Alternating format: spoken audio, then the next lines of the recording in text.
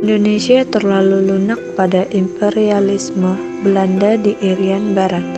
Soekarno sudah tak tahan, Irian Barat harus dibebaskan sesegera mungkin.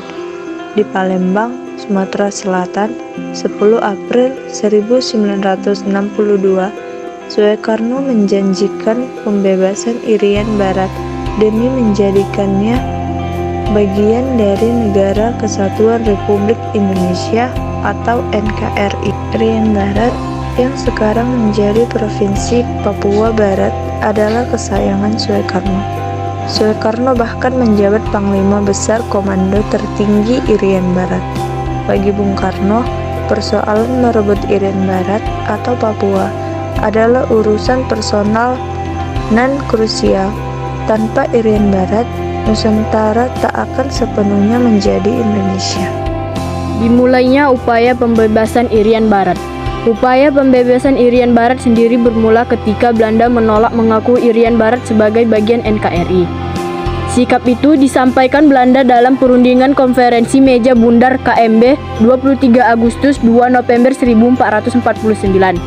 Delegasi Indonesia dan Belanda berselisih pandang. Indonesia meyakini Irian Barat adalah bagian dari Indonesia Timur yang masuk dalam wilayah Republik Indonesia Serikat atau disebut dengan RIS. Indonesia juga membatalkan persetujuan KMB secara sepihak pada tanggal 27 Maret 1956. Selain itu, Indonesia membentuk Provinsi Otonomi Irian Barat pada tanggal 15 Agustus 1956. Langkah lain diambil dengan nasionalisasi perusahaan-perusahaan milik Belanda, mulai dari menggapai penerbangan, pelayaran, perusahaan, gas, pabrik, gula, hingga bank. Indonesia juga mengambil langkah diplomatis ke sejumlah negara sahabat, mengumpulkan dukungan komunitas internasional, dan hasil signifikan didapat dari Uni Soviet.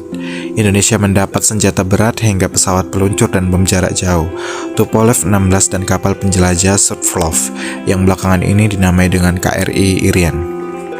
Pada 1961, Indonesia membentuk Komando Tertinggi Pembebasan Irian Barat atau KOT. Soekarno sebagai Panglima Tertinggi juga mengumumkan Trio Komando Rakyat atau Trikora. 1. Gagalkan pembentukan negara boneka Papua buatan Belanda kolonial.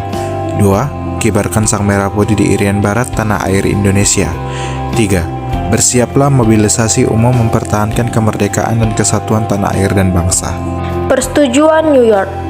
Ketegangan dua negara makin jadi setelah Belanda menyerang kapal Indonesia di Laut Arafuru. Komandan Yos Sudarso bersama seluruh awaknya gugur. Soekarno kemudian memerintahkan Brigjen Soeharto yang memimpin Komando Mandala pembebasan Irian Barat untuk melangsungkan 3 tahap operasi militer: penyusupan, serangan terbuka, dan penegakan kekuasaan penuh di Irian Barat. Gugurnya Yos Sudarso mempertegas sikap Indonesia agar Irian Barat secepatnya dibebaskan. Namun, sebelum pertempuran terjadi, Presiden Amerika Serikat John F. Kennedy lebih dulu memerintahkan Jaksa Agung Robert F. Kennedy untuk mempertemukan dua pihak. Perundingan itu juga dimotori diplomat Amerika Serikat, Ellsworth Bunker. Tujuan dari diskusi itu adalah penyelenggaraan perundingan di New York pada 15 Agustus 1962 dan menghasilkan persetujuan New York. Selain Amerika Serikat, persetujuan New York juga difasilitasi Perserikatan Bangsa-Bangsa atau PBB yang memerintahkan Belanda menyerahkan pemerintahan Irian Barat ke PBB, Otoritas Eksekutif Sementara atau PBB UNTEA. UNTEA kemudian secara resmi mengembalikan kedaulatan Indonesia di Irian Barat pada 1 Mei 1963. Ada syaratnya, Indonesia harus menggelar referendum atau penentuan pendapat rakyat atau PPRA. Dengan tenggat waktu akhir 1969, PPRA pun berlangsung 14 Juli 1969 di Merauke dan berakhir 4 Agustus 1969 di Jayapura. Hasilnya, Irian Barat tetap jadi bagian Indonesia. Hasil PPRA dilaporkan oleh Indonesia ke Sidang Umum ke-24 PBB. PBB menerima seluruh hasil setelahnya Indonesia menetapkan 1 Mei 1963 sebagai Hari Peringatan Pembebasan Irian Barat.